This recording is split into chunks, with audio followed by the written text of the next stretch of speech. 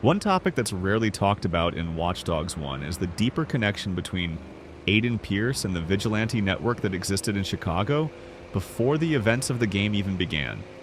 Most players think Aiden is the first to rise up against Blume and CTOS, but if you pay attention to background data, audio logs, and conversations, it becomes clear that he's actually part of a longer chain of resistance that was quietly operating under the city's surface long before the story starts. In one of the collectible audio logs, you can hear Blume executives referencing earlier breaches in the CTOS system, incidents that predate Aiden's attacks.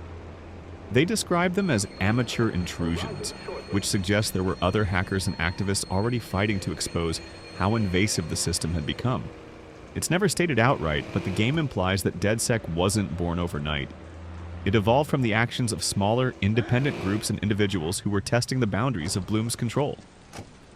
Aiden Pearce just happened to be the first one to weaponize that access for personal reasons instead of activism.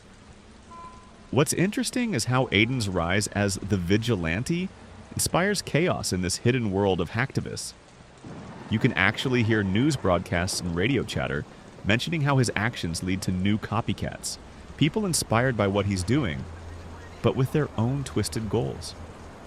It's a subtle detail, but it shows that Aiden's war against corruption didn't just make him an enemy of Blume, it destabilized the underground networks that had been quietly working against it.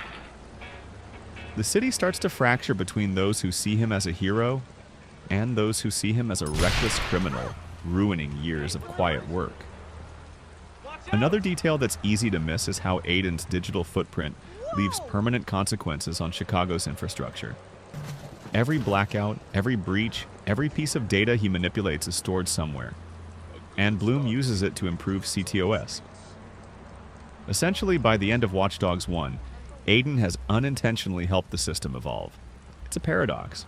While he exposes its weaknesses, he also teaches it how to be stronger.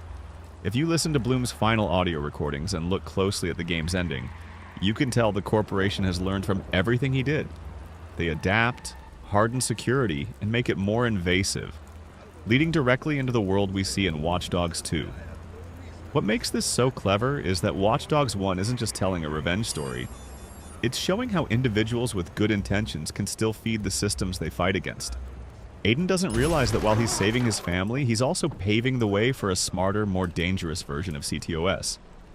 The city learns from him, and that's one of the most haunting aspects of the game.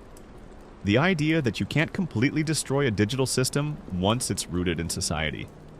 Every rebellion becomes data. Every act of defiance becomes part of the algorithm.